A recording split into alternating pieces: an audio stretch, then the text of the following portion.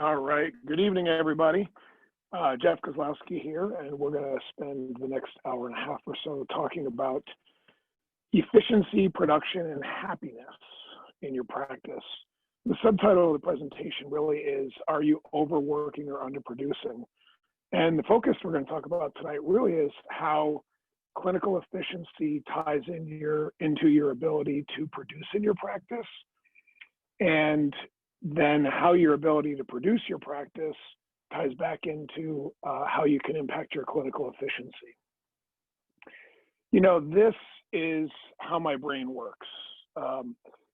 Sometimes when I'm building either a presentation or an idea of a new system for an office, I just start with a flow chart. And to me, when I looked at my practice, I realized that everything's centered around the number of visits it took us to finish treatment.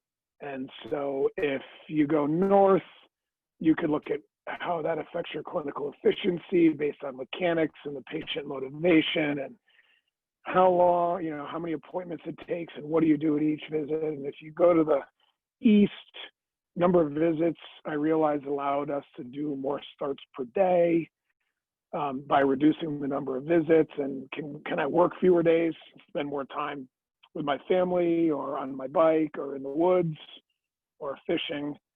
And how does the schedule impact that to the south?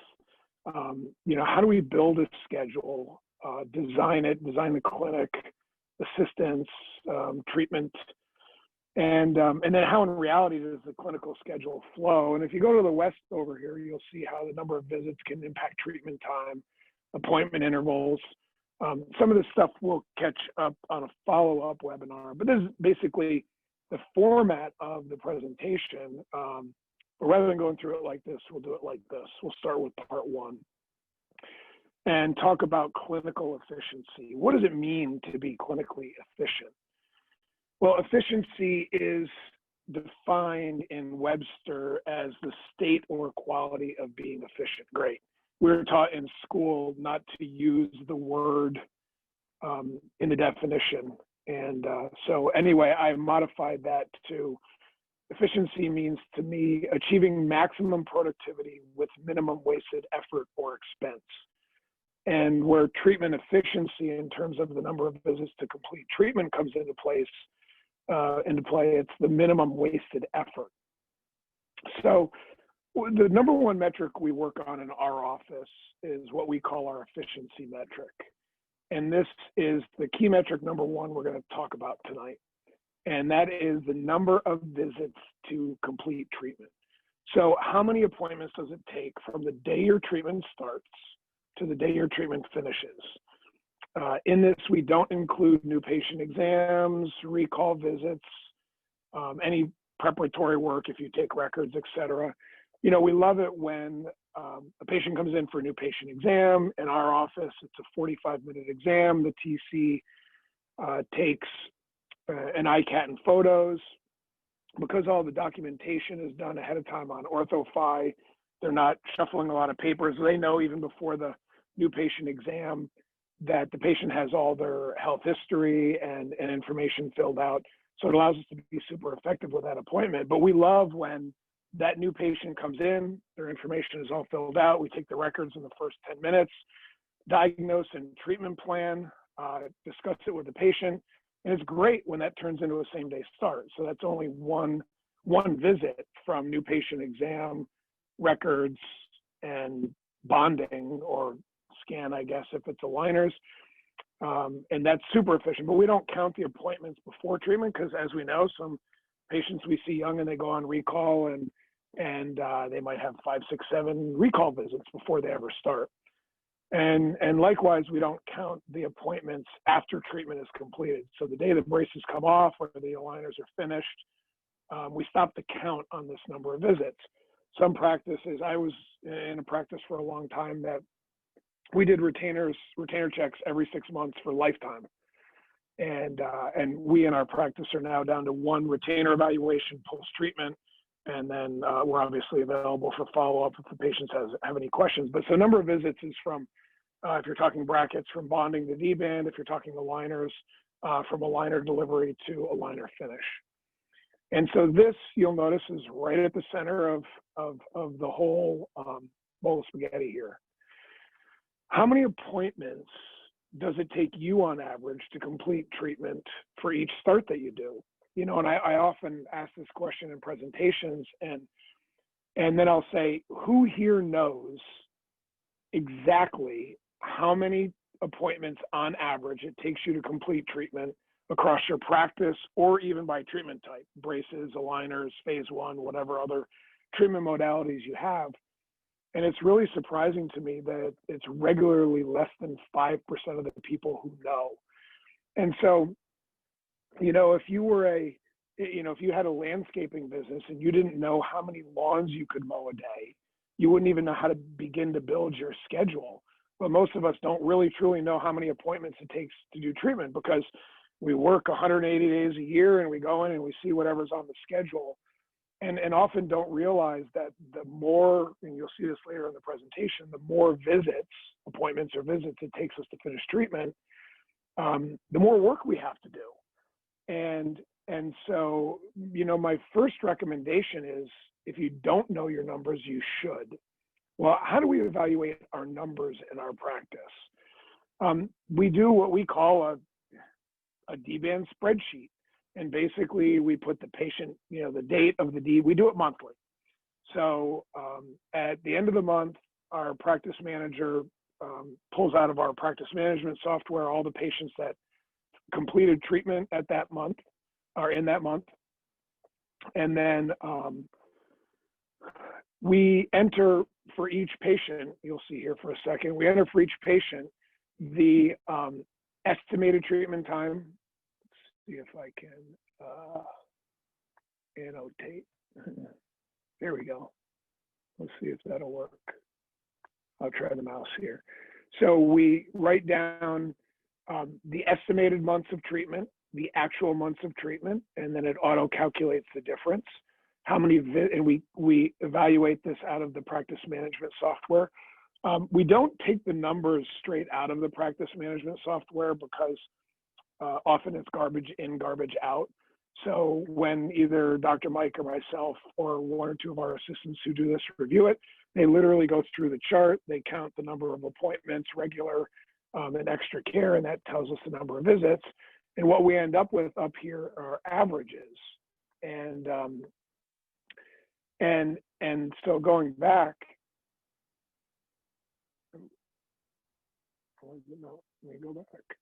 There we go. Okay, so going back across, and these are numbers for our full treatment braces. I decided just to work with those numbers, since braces continue to be a majority of what orthodontists in the market do, although aligners obviously are growing, and you'll see some discussion about aligners later in the presentation. But for 2020, across our practice, our average estimated treatment time is 19.15 months.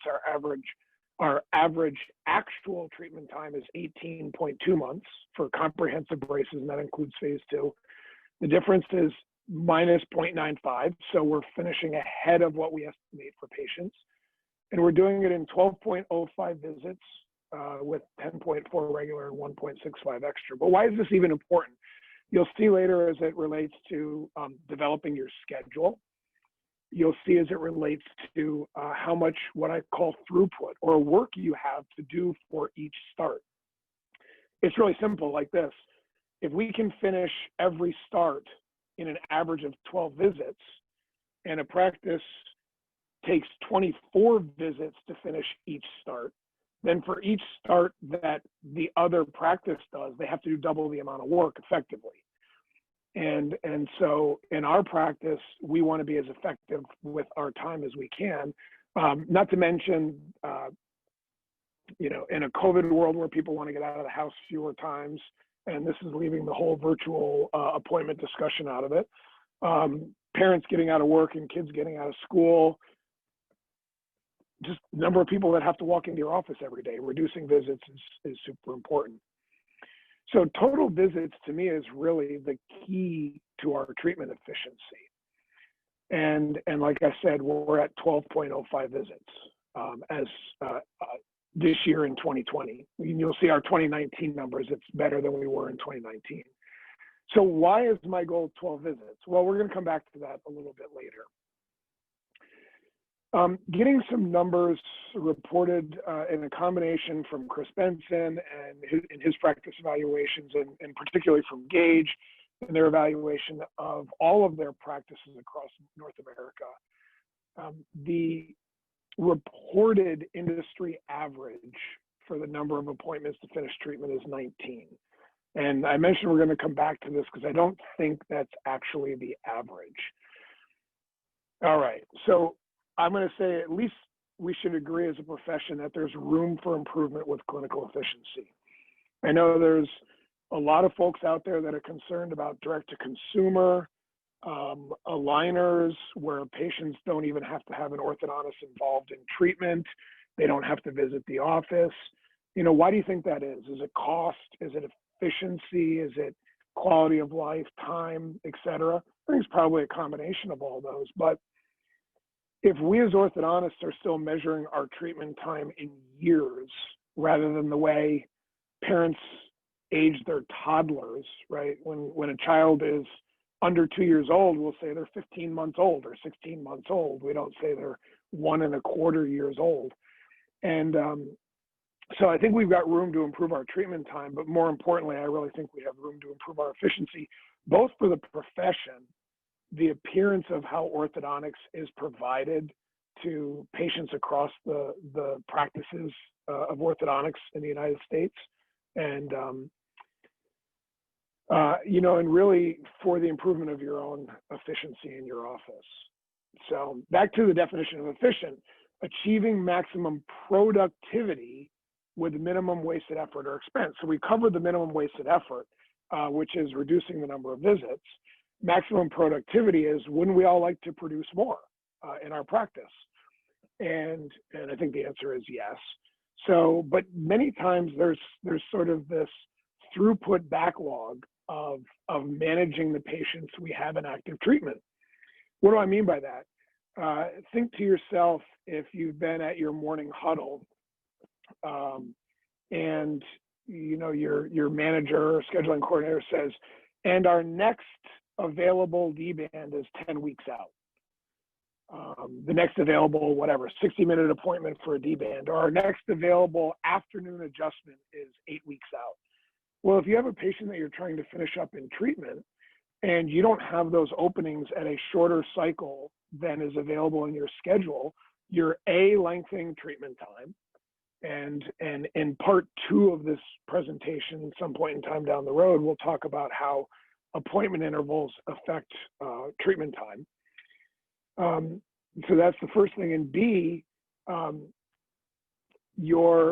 it's really a result of this bogging down of your clinical schedule based on the number of appointments it takes to finish treatment.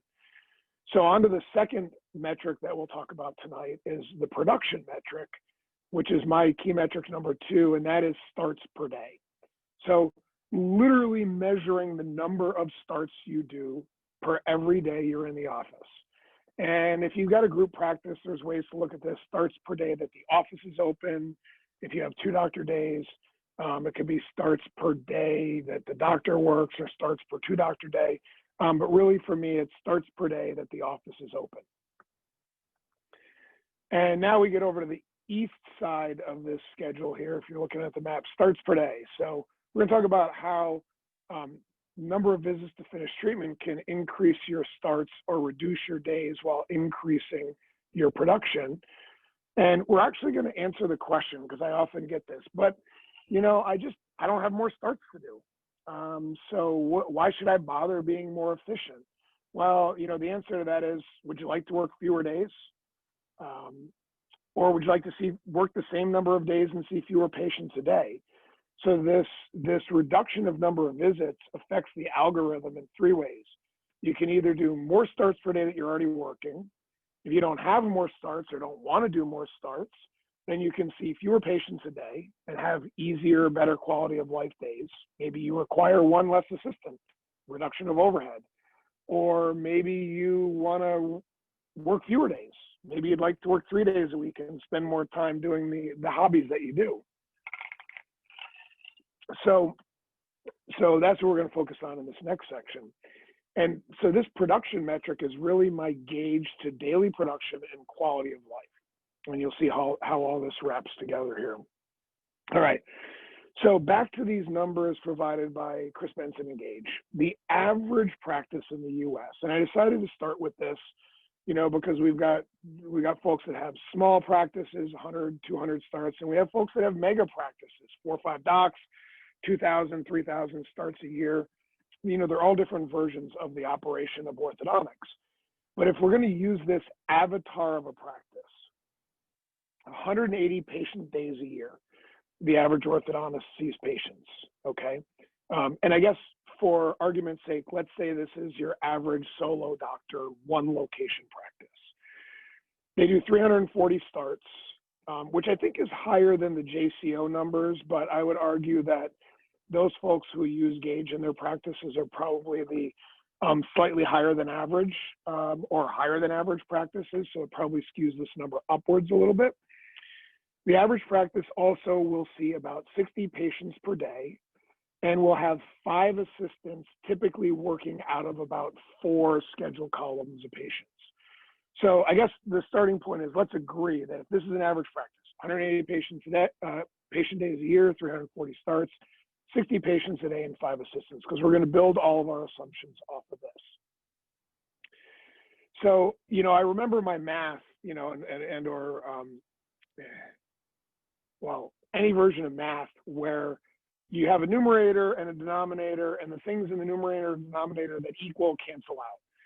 So if you do 340 starts per year and you work 180 days per year, the years cancel out, and that means you divide 340 by 180 and you get 1.8 starts per day.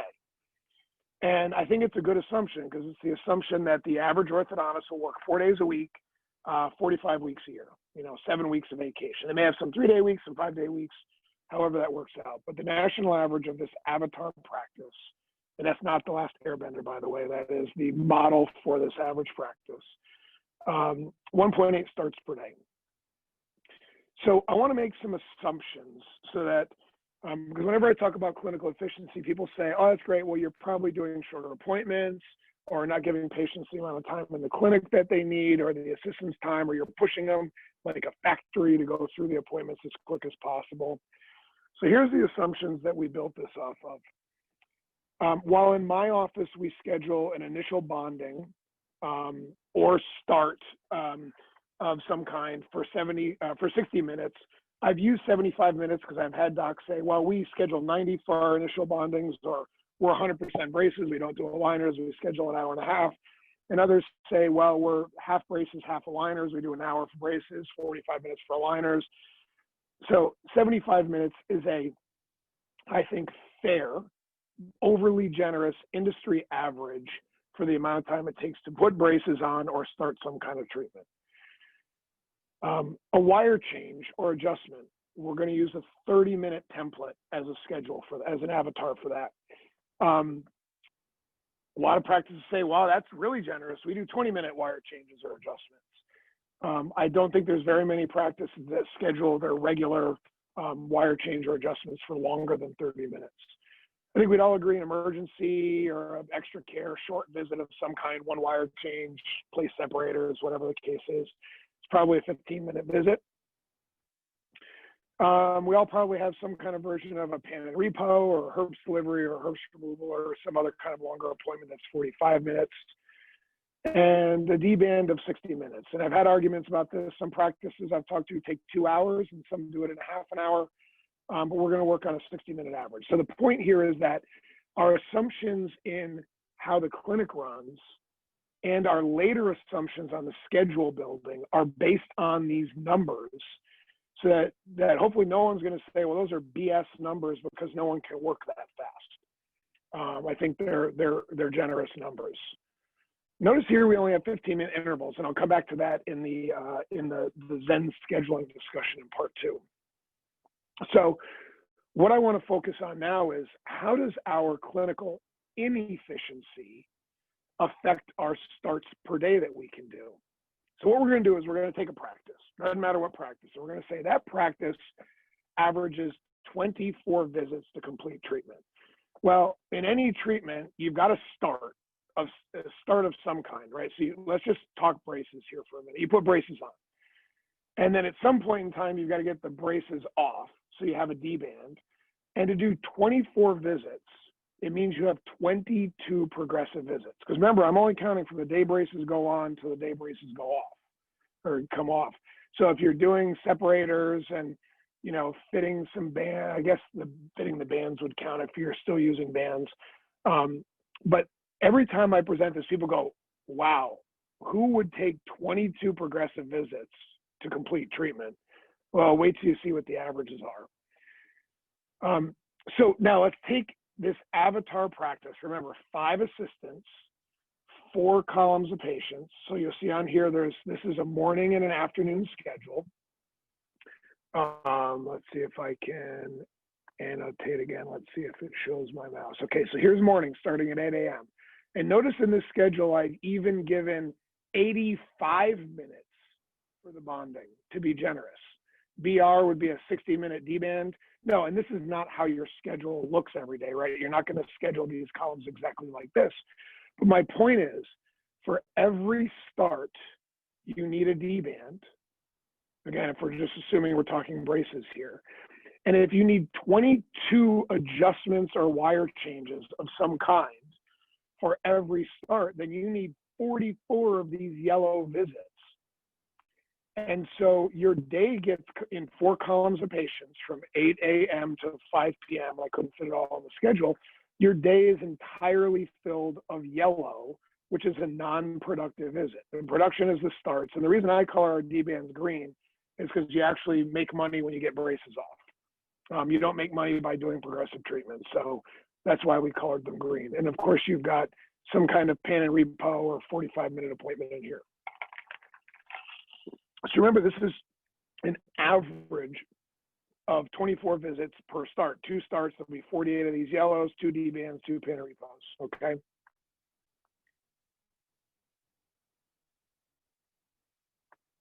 All right, now it goes.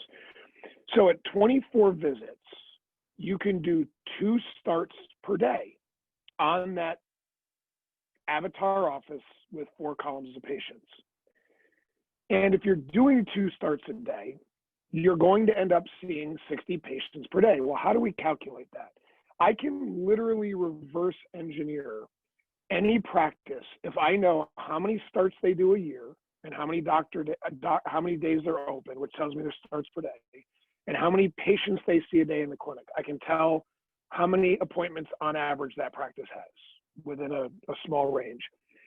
So if you have 2 starts at 24 appointments per start, then you've got to see 48 clinical patients a day. It's math, because it's all averages. And so even though people say to me, well, the 2 starts get taken care of over 18 or 24 months or whatever else, but it doesn't matter. When you boil the math down, if you do 2 starts a day and it takes you 24 appointments, you're seeing 48 clinical patients a day on average. And so if you add in 12 combination of new patients, recall patients, retainer patients, emergencies don't count, because remember, that's included in the 24 appointments to finish treatment, then you're at 60 patients a day, which is that's pretty much the average, right? And that's a pretty good quality of life day.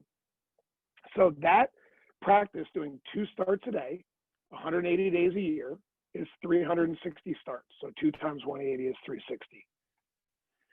Now let's go back to our average practice. The average practice had all these same numbers: 180 days a year, 60 patients per day, who was doing 340 starts. So if the average practice at 340 starts could do 2 starts per day, instead of, remember, they were at 1.8, that average orthodontist could take 10 extra days off a year. Improves quality of life, maybe reduces staff overhead. Maybe they bonus their team, an extra 10 days a year off for getting up to those 2 starts a day. And you're going to see where this comes back to the 19 visits on the national average, right? So the industry average as reported is 19 visits. But I think the number is actually 25 visits. for the national average. And I'm going to show you through reverse engineering. So if the average office sees 60 patients per day and does 1.8 starts per day, and let's just assume a 50% conversion, then they need to see on average 3.6 new patient exams a day at a 50% conversion.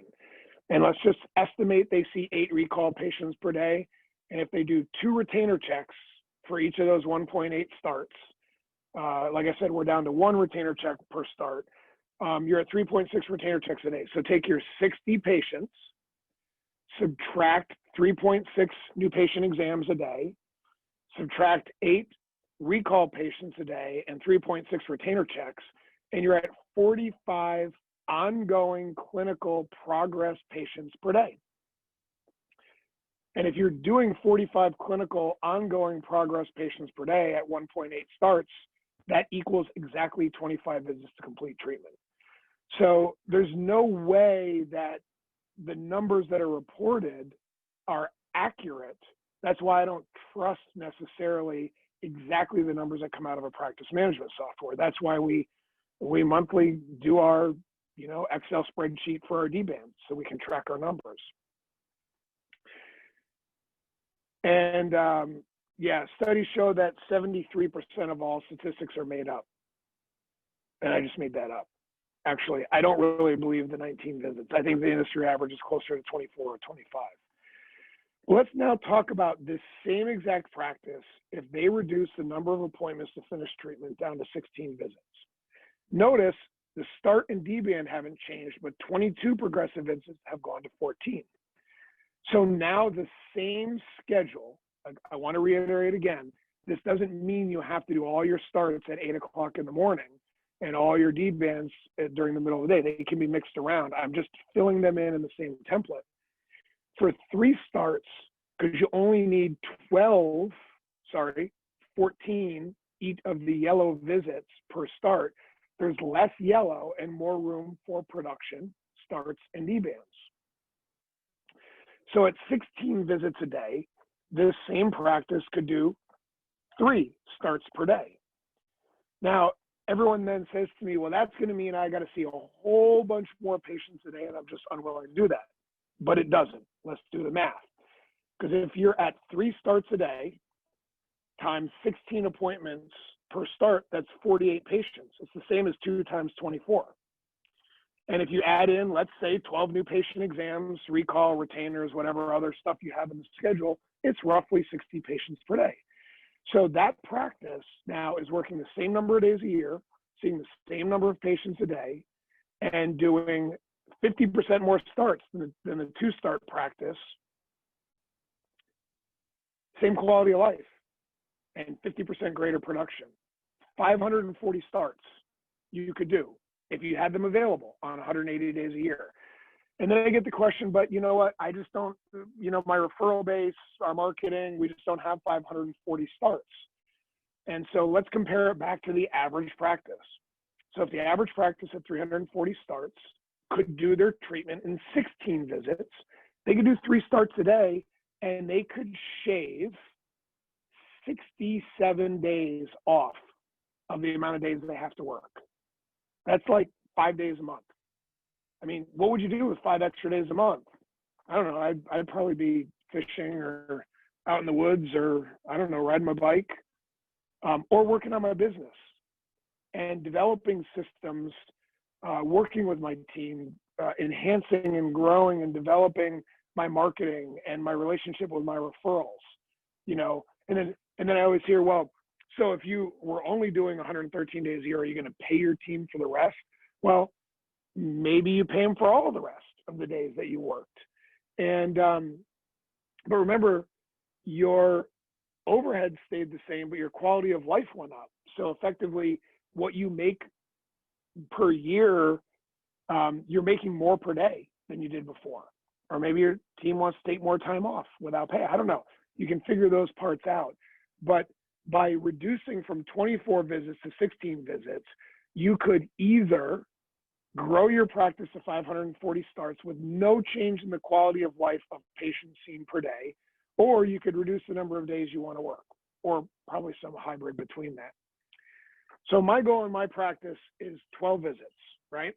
This is tough because you get one start and one D-band, so you only have 10 progressive visits to complete treatment. Now remember, this is just for full treatment braces, which I would, again, argue is still a majority of what orthodontists do in the profession. You know, and it was interesting because at one point in time, our Align regional manager, when I was using Align, our Align regional manager came in and said, you know, our average Align orthodontist is doing treatment in about 11 to 12 visits. So you could really save a lot of time in your schedule if you just switched all of your braces cases to aligners. And I said, yeah, maybe, except my overhead goes up $1,000 per case. And, you know, and you want to see my D-band metrics because we're at 12 visits for braces. So, so for me, you know, it's kind of a wash. You'll see my aligner metrics a little bit later on in this presentation, but my goal is 12 visits. And there's actually some method to this madness. All right, looking at the schedule, same template we talked about before. At 12 visits to complete treatment, you only need 10 of those yellow appointments for every start. So if you're doing 4 starts and 4 D-bands, you only need 40 of those yellow visits. So there's less yellow and more production. And at 12 visits, the same orthodontist 180 days a year with 4 columns of patients could do 4 starts a day. And guess what? They're not any busier. I think you're getting the point. 12 appointments times 4 starts is 48 patients. It's the same number of patients as the orthodontist doing 2 starts at 24 appointments.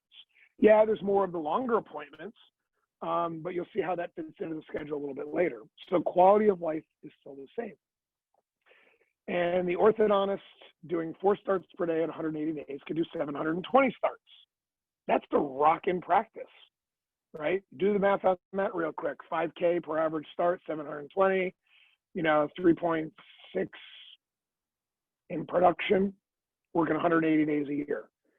And for those who say they don't have more starts available in their community, well, if you were able to do 4 starts per day, because you've already got all the resources there. You got the office, you got the chairs, you got 4 columns of patients, you have 5 assistants, you're not changing your overhead. You could actually work 85 days. You could take 95 more days out of the clinic a year.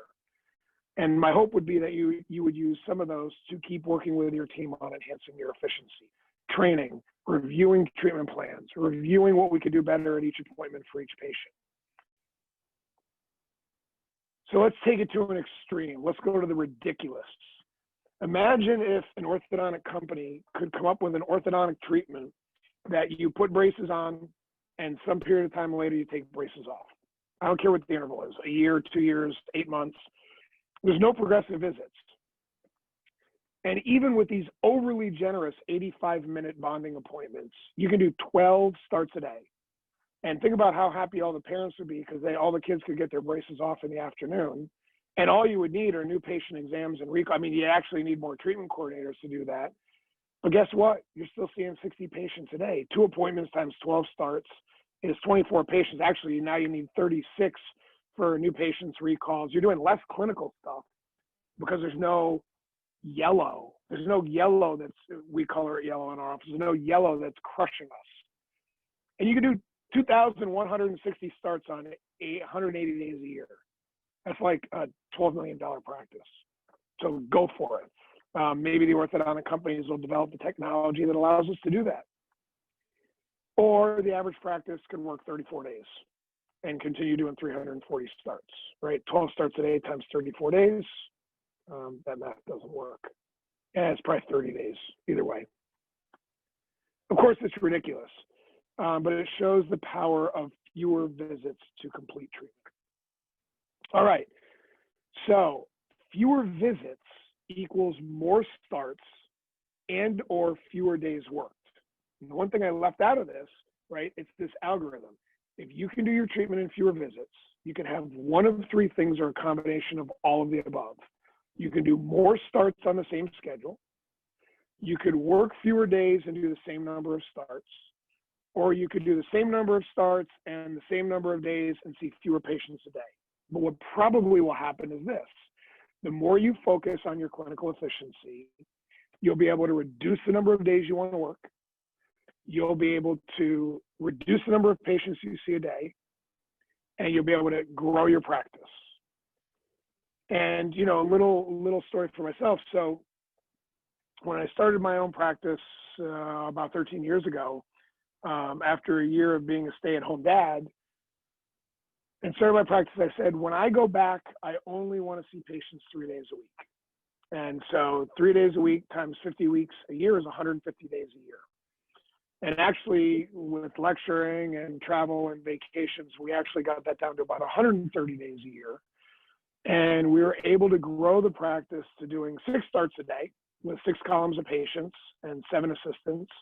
So doing 900 starts on roughly 900 starts on roughly 130 days a year. And that was with seeing about 95 patients a day. And that's, to me, like the epitome of balance between number of days in the office, the busyness of the days, the production of the business, and the quality of life. But if we're inefficient, more visits equals more patients per day, or more days worked, or just more everything else. So that's why number of visits is my number one key metric. And that's why it blows me away when I talk with folks, and 95% of the time, or when I do a presentation and I ask this question, who measures how many appointments it takes them to finish treatment? Only 5% of people raise their hands. And yet most orthodontists are frustrated with the number of patients they're seeing, or the number of days they want to work, or their quality of life. And so I think we all need to take the bull by the horns and be better at learning and this will be part 2, another webinar, but how do we do that mechanically? How do we motivate patients, right? How do we work with our team? How do we make the clinic flow smoothly? There's more for that later. So let's talk about why I came up with 12 visits. Number one, I thought it was a reasonable number of visits to be able to complete treatment on average. And number two, the method behind the madness is actually the scheduling. So, because I've had people go, well, it just doesn't, the numbers don't work. But let's go back to the averages we talked about before. If you schedule an initial bonding for 75 minutes, okay, so you have one 75-minute appointment. And if you have, well, let me go ahead. You've got one D-band, that's 60 minutes. Well, remember, you've got 10 appointments in between that. 1 or 2 of them might be emergencies, 1 might be a pan repo, and 8 of them might be 30-minute wire changes or adjustments or whatever progressive type of appointment you want to do. If you add all of those appointments up, it totals 7.25 hours. And most of us work somewhere between a 7 and 8 hour day. And so what that means is if you can do everything from start to finish for a single patient in 7.25 hours of chair time, then one assistant can do the treatment for an entire course of treatment for a patient in 1 day. And so that's our goal, is 1 start per day per assistant. But if you go back to that example where there were 24 visits, then you were doing a half a start per day per assistant column, because there were 2 starts and 4 columns of patients. And our goal is 1 start per day. And so when we got to the point where we were doing 130 days a year and 6 starts a day, this is basically what our schedule template contained. I want to reiterate, this wasn't our schedule. We didn't start up at 8 o'clock in the morning with 6 bondings across the schedule. But what we had to do was move these around in the schedule so they flowed properly, such that I had 6 starts, and we're a Damon practice. So, you know, let's even assume you need 3 leveling wires. So you do 6 starts, and then and then 8 weeks later, you do 2 0-8s, and then 8 weeks later or 6 weeks later, you do 6 14-25s, and then 18-25s. And then maybe you have an emergency visit in there, and then you do your pan and repo at 11 o'clock. And then 11:45 and 12:15, you do wire change. You have an extra emergency appointment. And then a couple of the later adjustments or wire bends or whatever you need to finish it up. And then you do your D-bands and you have an extra retainer evaluation because that's the way it fits in the schedule. And so the point here is, yeah, mix these appointments up however you want in the schedule template. And by the way, 6 starts a day, if you're at 75% conversion, you only need 8 exams a day. And, you know, and this was with our exams, we're now down to 45 minutes, but here we had 5 in the morning, 3 in the afternoon, plus a couple of recall readies, plus all of our recall visits, which we don't see in the clinic, we see with a treatment coordinator in a private office. So 12 visits is 1 start per day per assistant column. Take home message: reducing the number of visits to complete treatment reduces the work we have to do for each start. I think we get it. Okay, so we covered the number of visits and how that impacts starts per day and how that can allow you to have more starts or fewer days or bigger production. Now we're going to go on to part 2. Let's see, we are about 45 minutes in. We're right on target. Good. Part 2. You know, I'm often asked, okay, great. Well, how do you even begin to develop a schedule? You know, I've worked with consultants over the years. There's a lot of great ones, and a lot of what I've learned from the consultants. And those of you who are seeing this, you know who you are. But I'm here to say that I think if you do some basic homework and you're willing to be creative, you can figure out the own ideal schedule for yourself. It just takes a little bit of work. We're going to talk about our Zen scheduling, and that's this to the south here, the schedule. How do we build it? What do we need for a number of visits by treatment type? How many assistants do we need? You know, do we have enough chairs in our clinic, or do we, if we're growing, do we need to redesign our space or build a new space? And then a little bit of the, in reality, right, this is why I no longer use a doctor time schedule, because a doctor time schedule in theory is like Tetris. So you've got this patient has 5 minutes of doctor time at this time, and then this one, and they're stacked with the doctor time. But then what happens when a patient comes in 5 minutes late and another patient comes in 5 minutes early, and one assistant is 5 minutes faster at getting ready for the doctor time, and one assistant is 5 minutes slower? You can very well end up with all these doctor times lining up. And then what you have is this clinical argument of, wait, my doctor time's first. Yeah, but Susie came in early.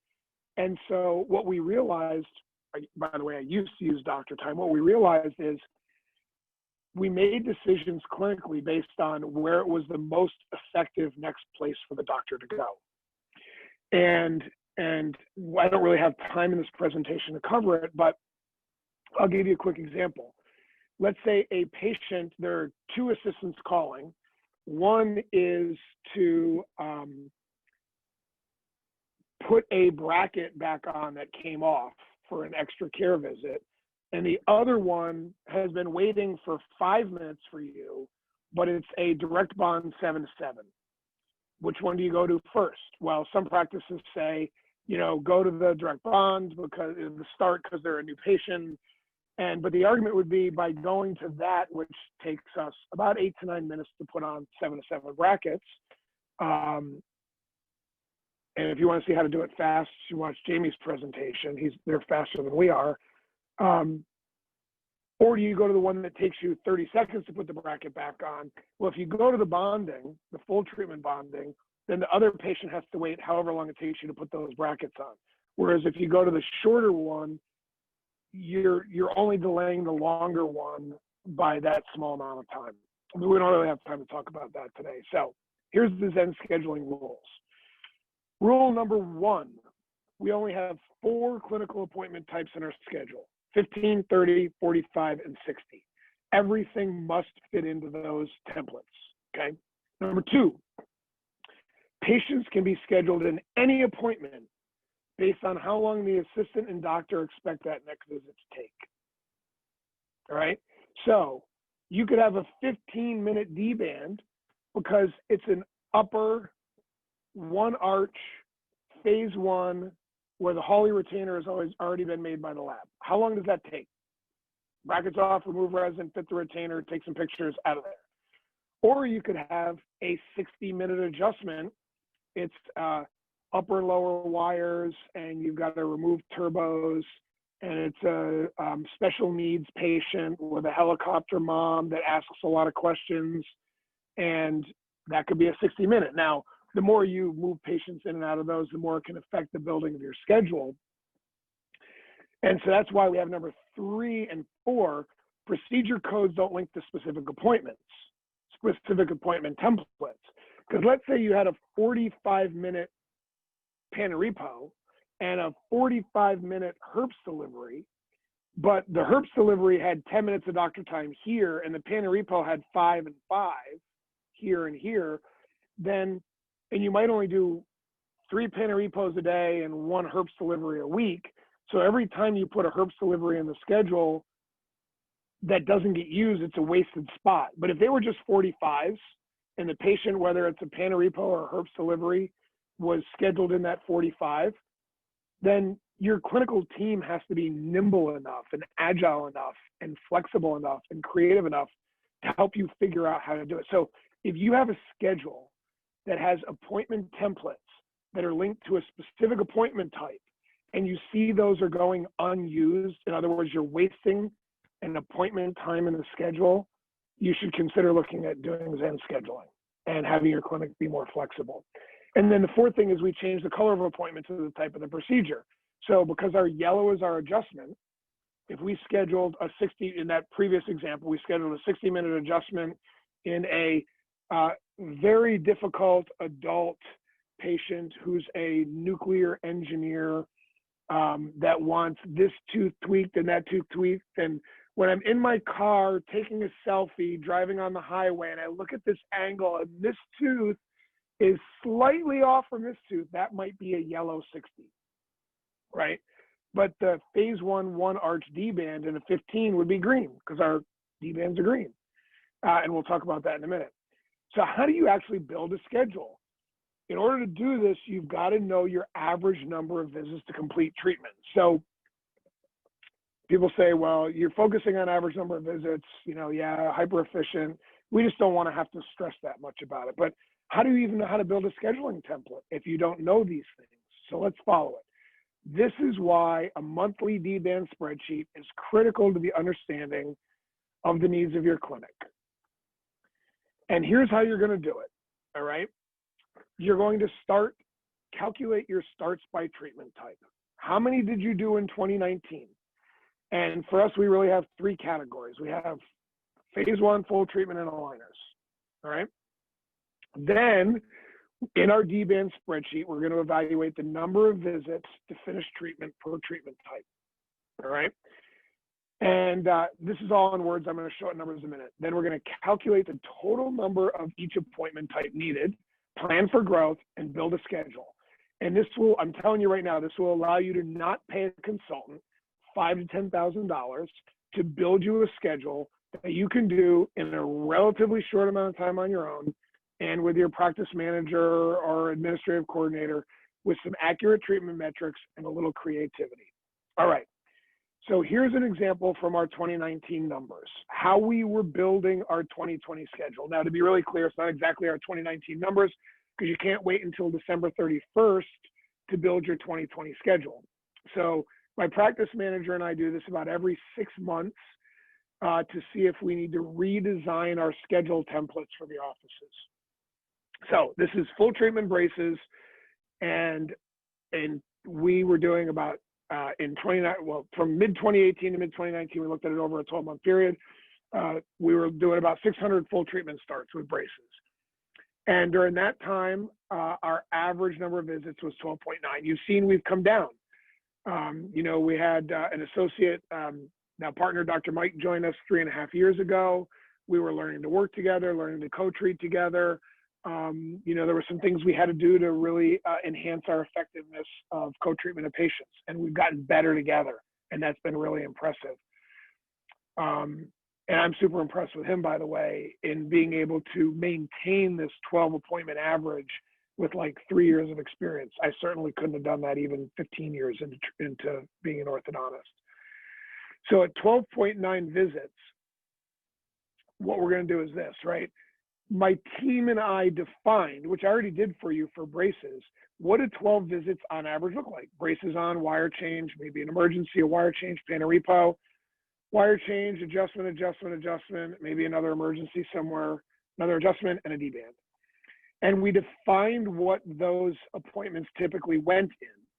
So now what we said is, look, we need a 60 and a 60. I'm going to put my, let's see if the annotate will work here. Okay, so the bonding is a 60 and the D-band is the 60. Does that work? Oh, okay. The bonding is, I haven't done a presentation on Zoom yet, so I'm still trying to work out the annotations, but the bonding is a 60 and the D-band is a 60. So we need 2 times 60 times 600 starts is 1,200 60s, all right? We have on average 1 pan and repo. Now, look, we do have herpes cases that require another 45. We have some patients that are straightforward cases and they don't require a pan and repo. So we assume this on average, 1 times 45 times 600 starts. And then 8 times 30s times 600 starts is 4,800, and 2 15s is 1,200. Let's go on to phase 1. Now, for clarity, in phase 1, we don't use expanders, we don't do separators, we don't, it's not like scan for lab appliance, place separators, deliver lab appliance, check expander, put some braces on, do, 2x4s. We typically bracket upper and lower 6 to 6. It's a whole nother discussion for another time. But we average 9 visits from start to finish for our phase 1. Estimated treatment time 11.66, actual 11.45. With 9 appointments to finish treatment. A couple extra cares or emergencies because you got 2x4s or you've got coil springs and you're making space. That's why we bond a lot of primary teeth. Initial bonding 60 minutes, phase 1 D-band 30 minutes because we have the Hawleys already made. And so we went through with the clinical team and defined what do those 9 visits look like on average. And what are the time slots for those? And then you multiply it by 200 phase 1 starts.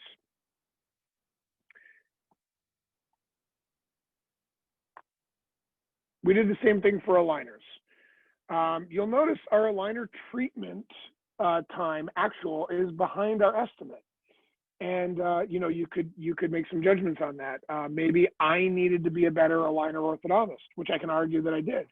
Which is why Dr. Mike is now taking over the aligner treatments in our practice, primarily in the designs, and we're getting this down. He's doing better at that than I was, but averaging 9 visits.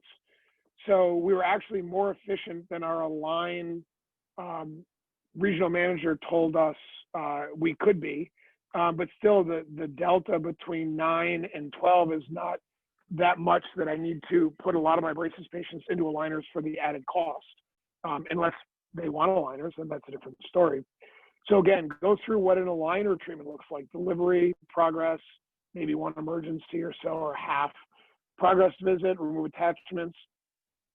Certainly, this is where aligners have benefit. You see, there is less time involved with doing aligners. If you were to add this up, 1 hour, 2 hours, 3 hours, roughly 4 hours, where the braces were 7.25. So I see a number of doctors that are going more towards aligners because their clinic is bogged down and they realize that aligners will take them less clinical time, but it does take them more setup time, more aligner gremlins that show up on Monday morning and Sunday night that need to be approved for the refinements and everything else. And certainly an added increased cost to the initial overhead.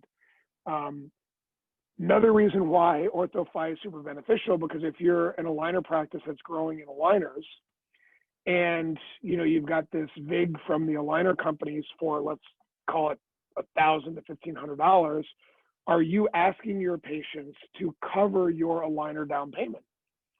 And if you're asking for, say, $2,000 down, you're reducing your conversion on those aligner patients.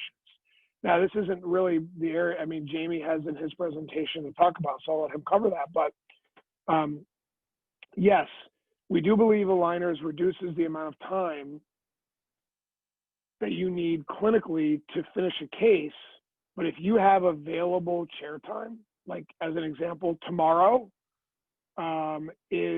we have openings for D-bands tomorrow if someone needs to get in, and openings for starts and openings for adjustments, even in the afternoon. It's part of staying on top of the flywheel of clinical efficiency. We're talking about scheduling. So 600 braces, full treatment, 200 phase 1, 200 aligners, 1,000 start practice. And with Dr. Mike on, I'm not at 130 days anymore. We're doing 200 days between us. So 1,000 starts. Now we add this up across. So we add up all the 60s, all the 45s, all the 30s, and all the 15s we need. And we know in a given year how many appointments we need of each appointment type, template, 60, 45, 30, 15. And then you're going to add in whatever your expected growth is. I mean, heck, if you're growing 30%, then add 30% to these numbers. If you're growing at 5%, add 5%. We typically will add 10 to 15% and create a buffer. And so in our practice for 2020, we needed this many of each of these visits. And if we're doing 17 days a month or 200 days a year, you can basically divide so 1540 divided by 200 days a year, and it's actually, we've cut that down to about 193, and that's 8 60s per day and 5 45s per day. And if you add these up on the next slide, that adds up to a total of 64 clinical appointments per day, plus our new patients and recalls and retainer evaluations. Puts us at about 85 patients a day. And our number pretty consistently averages about 90. So these numbers are working out. So let's go back to math. Remember, you cancel out the numerator and denominator when you have the same value in there. So 1,000 starts per year at 200 days per year, that's 5 starts per day. Back to my metric number 2. And so reverse engineering 5 starts per day times 12 visits per start. And actually the number would be a little bit below that, right? Because if I go back, we're averaging 13 visits for full treatment, which is 60% of our treatment, and 9 visits for phase 1 and 9.3 for aligners. So our blended average is probably about 11.3 clinical visits per day, 11.4. But that's 60 clinical visits per day. So 5 times 12 is 60. And notice this comes very close to equaling what we designed for our practice based on what we expected to do for a 1,000-star practice with the capacity for 10% growth. So 60 plus 10% is 64. It'd be 66, but you're following me. All right. And so with 6 columns of patients, we've got our 6 starts per day, our adjustments, our extra cares, our pay and repo, and then going into the afternoon. That's what a schedule that has all of the required visits in it looks like. All right, Zen scheduling. Talking about changing the color of appointment to the type of the procedure, right? So we use blue for bonding, yellow for wire change, red for extra care, or emergency green for D-band. And my team has decided to add some other colors that I can't see for like scans, because we have scanner as a rate limiting step, or a couple of other types of appointments. But this is what our schedule ends up looking like. We use 5-minute intervals, okay? So the schedule's on 5 minutes. And I remember the best argument I ever had from a former employee of mine in my former practice is, we don't want to use 5-minute intervals, because then when we print the computer schedule out so we can have it on our desk, it's 5 pages instead of 2. And the best one I've heard from doctors is, well, I don't want to go to 5-minute appointment intervals because I don't want to have to see patients every 5 minutes. And the key to 5-minute intervals is that if you have a 15-minute appointment on 5-minute intervals, it's 3 units of time. If you have a 30-minute, it's 10 units of time. It does allow those practices who want to use 10-minute appointments or 20-minute appointments or 40-minute appointments to be able to do that, where a 15-minute interval, you can't have a 10 or a 20-minute appointment. It also allows us, given our clinical assistants, to leave 5 or 10-minute gaps in between patients if we're building a schedule for an assistant and they're training and they need more time, or if we have an expectation for time to turn the chair or whatever else. We've since gone to eliminating those small gaps. Let's see if I can show this. These small gaps, we've gone to eliminating those because we now have a steri tech to help out turning chairs at the end of the visit so they can get the next patient in. All right, so again, 5-minute intervals, no doctor time. And so we go to, and you'll see we have this is a full treatment bonding, a phase 1 bonding, a full treatment bonding, and there's other things that are along the way in here. And our assistants will call the doctor, and our clinical coordinator, Caitlin, will direct the doctor or doctors to the next appropriate chair based on her evaluation of what's going on in the clinic. So the clinical reality is, how do we manage the flow without doctor time or specific templates? And let's see if this will work with the audio. I hope it will. This is our clinical schedule at 3:35 in the afternoon. You can see there's 4 chairs calling for me. This was when we had a 7, or this is in our 7-chair London office. We have a 9-chair office as well. You can see that we have an OBS patient in there, and the new patient is not in yet. This is so this is what we have going on with flow right now. We have 2 patients who showed up, 1 patient that showed up a little bit late for their 3:30. We were getting prepared to take in the 3:45s, and both of these showed up. Our scanner is being used right now, so I'm having the doctor go to chair 7 first to take care of this patient so they can get the scan done to take this 3:40 in. I'm going to take this patient at this open chair right here.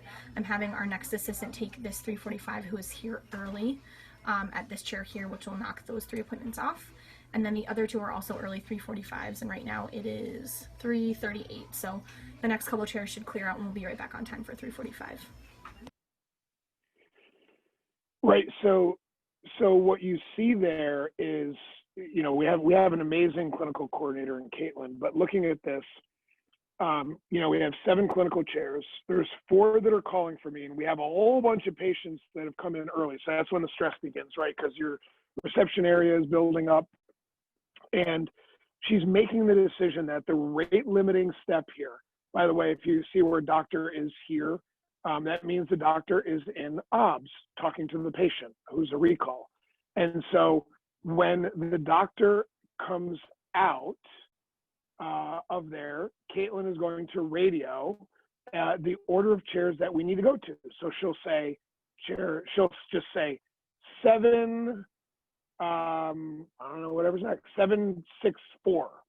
And so the doctor will know that the order she wants the doctor to go is from chair 7 to clear out the scan patient so we can get the next scan in, because we have 1 scanner in the office. And that's a rate limiting step. And we have 2 open chairs, which when she gets done with what she's doing, she'll call the next patient in, and the next available assistant will call the next patient in after that. You know, it's really, we've tried to video this like in real world, but it's hard to understand everything that's going on. We have 1 camera view. We've actually strapped a camera to Caitlin's forehead and had her walk around the clinic, but it's hard to really know everything that's going on.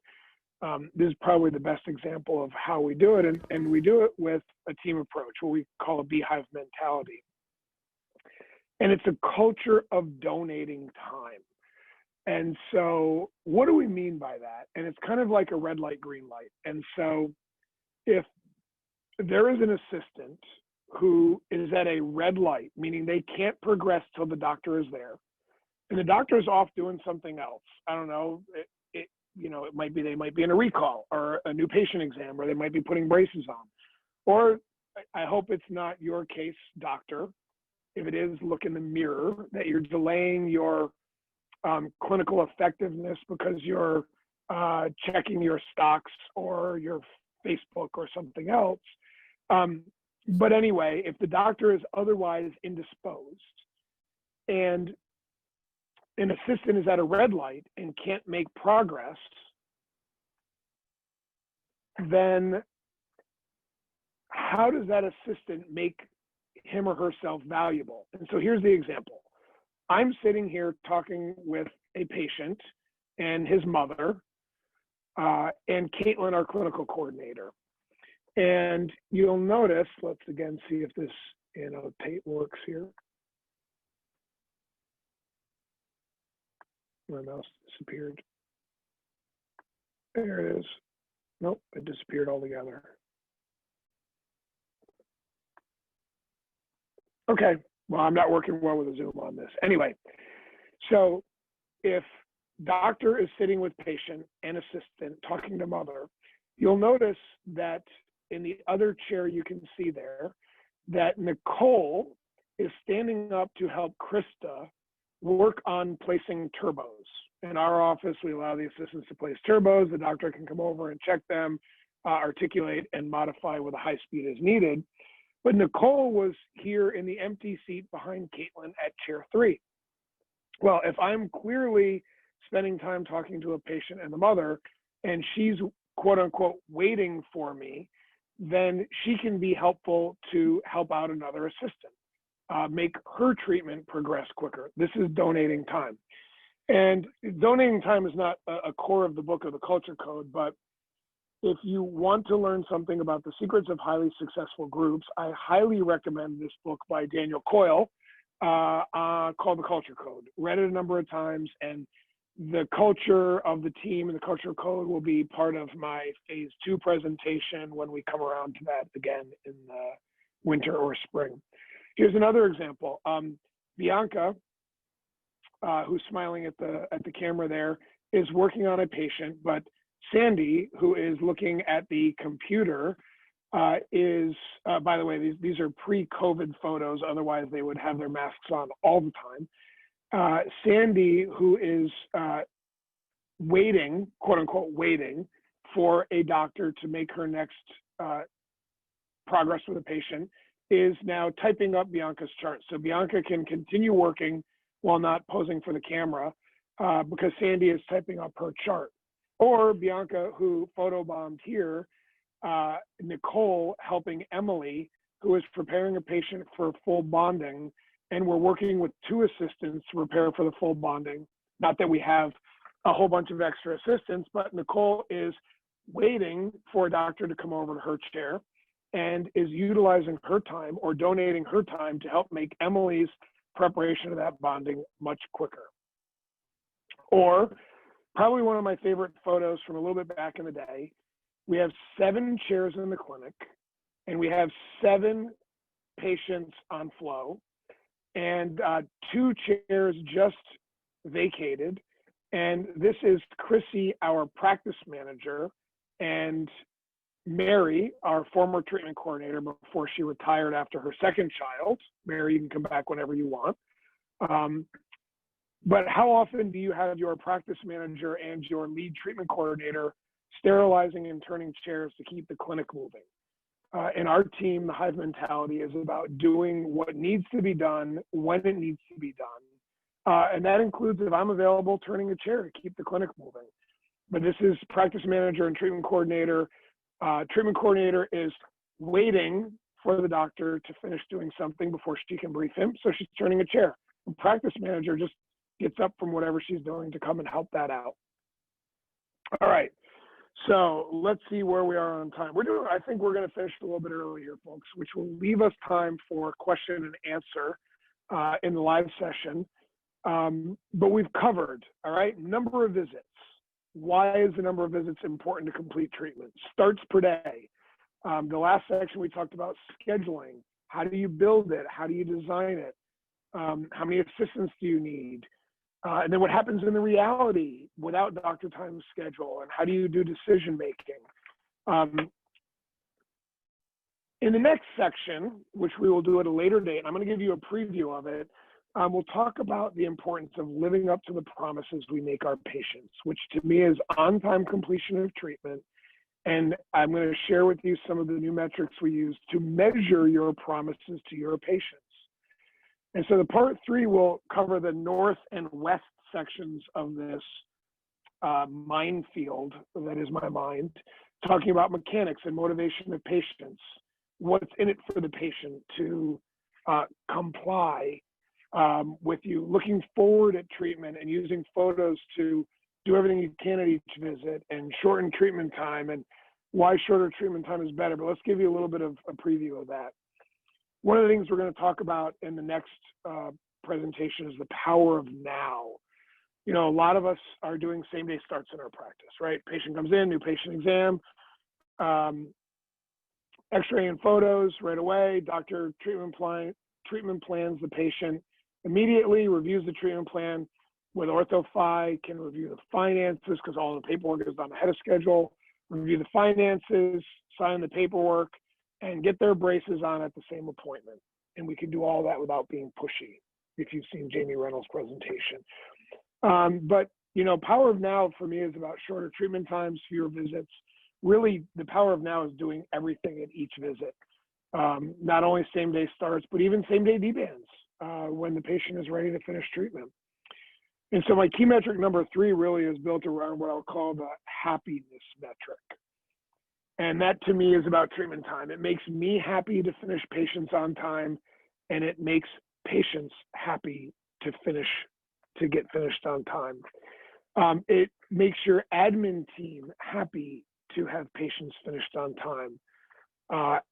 And even more than the marketing. And I'll show you in the next segment of this how treatment time directly impacts your administrative workload. So stay tuned for that. Did you get that? Treatment time in the clinic has its biggest impact on your administrative workload. You're going to want to watch that one. What does shorter treatment times mean to me? Well, it means happier patients. Typically, it'll mean fewer appointments. And the shorter your treatment time, the more motivation your patients have, better oral hygiene, fewer decalcifications. They have better compliance, or as we call it, participation, with elastics, braces, aligners. And more patient motivation means shorter treatment times, and then the cycle continues. And here's the biggest tip I'm going to give docs, all right? Please, please, please stop giving your patients a range for treatment time. Please stop doing the 18 to 24 months. And the reason is the patient hears 18 months and the doctor and the team plan for 24 months. So automatically, we are failing our patients by 6 months when we give them a treatment time. Tell them how many months you think it's going to take and then live up to it, all right? If you're a range person, then pick an average, 21, and work towards getting done in 21. If you're not confident of the ability to do that, then tell them 24, but at least you set the expectations properly. As you can see in our practice, our typical average braces estimate is around 18 to 19 months. And we finish just slightly ahead of that. This is a fail. It's setting us up for failed ability, for the inability to live up to the expectations we've set for our patients, or more importantly, the promises we've set. Because I promise you that if you tell a patient 18 to 24 months, they're thinking 18. If you don't believe me, imagine if you're redoing your kitchen and you have to live cooking in a microwave and washing your dishes in a bathroom sink. And your contractor tells you the kitchen will be done in 6 to 10 weeks. You're thinking it's going to be 6 weeks and hoping it's not going to be 10. And between weeks 6 and 10, you're really starting to get frustrated. So think about that. We're going to talk about estimated versus actual treatment time and why this is important on our D-band spreadsheet. To me, these should be equal on average. In fact, it's better even if your actual treatment time is a little less than your treatment time. Now, you know, when we do this, that slide disappeared. Anyway, when we do our D-band spreadsheet, you'll notice that we had some patients finishing 5, 6, 7, 8 months ahead of treatment time. And the number one thing that Jamie and I have heard over the years is, well, great, so you told them 24 months and you finished in 18, aren't they gonna not pay you for the remainder of treatment? I think we could spend a lot of time discussing that, but what I would say is that's another benefit of OrthoFi, because OrthoFi is going to work to ensure that the financial arrangement as it was set up prior to treatment is independent of treatment time. And so that's something that you should consider investigating with OrthoFi. If your treatment times are long because your average financing term is long, and your concern is that if your treatment doesn't equal your financing, you won't get paid the remaining amount, I think you ought to look into OrthoFi. All right. And we're going to have our treatment time in actuality equal our estimate, or be better if we can, not by overestimating, not by being the doctor goes, yeah, 5 years, and then you finish in 2, because you're probably going to lose patients to the orthodontist down the road who's not estimating 5 years, but is telling them 2, or worse yet, they're telling them 12 months and then finishing in 24. That's a short-term win for doctors. I've experienced that before, because patients start to catch on to that and realize that they're telling them a shorter time to get them in the door, but then they can't actually close the deal on that, which is why I think estimate and actual should be pretty close and not necessarily correlated to finance treatment time. And in the next set of the presentation, we're going to focus on how we do this by mechanics and motivation. So we'll be discussing an upcoming webinar. So listen, everybody, thank you. We did that in about an hour and 15 minutes, maybe a little bit more, which will leave us sometimes time for questions and answers. 3 metrics: number of visits to complete treatment, starts per day, because I was thinking about the happiness metric, which is your average treatment time by treatment type. And we're going to talk about that later. So that's all we've got for you tonight. I hope everybody, if you have any questions, we're going to answer them in the question and answer session. And if you have any interest in OrthoFi, please contact your OrthoFi rep and they can go ahead and do a presentation for you. Thank you. Have a great night.